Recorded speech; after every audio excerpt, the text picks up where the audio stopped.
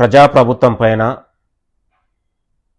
మాజీ మంత్రి కేటీఆర్ గారు, కేటీ రామారావు గారు తన అహంకారపూరితమైన వాక్యాలతోని నా కొడక అని సంబోధించడాన్ని, మళ్ళీ మేము అధికారం రాబోతా ఉన్నామని అధికారులకు హెచ్చరిస్తూ, ప్రభుత్వ మంత్రులను హెచ్చరిస్తూ, ప్రజల్ని హెచ్చరించే విధంగా తన యొక్క భాష, తన యొక్క మాట్లాడే విధానం, కేటీఆర్ అసలు ఐటీ కంపెనీలో జాబ్ చేశాడా,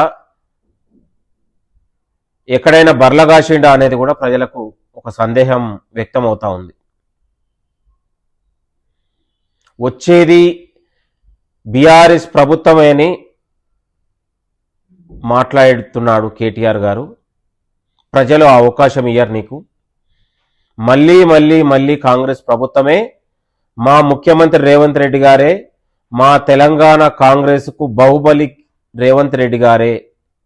మీలాంటి కట్టప్పలు ఎంతమంది వస్తారో రండి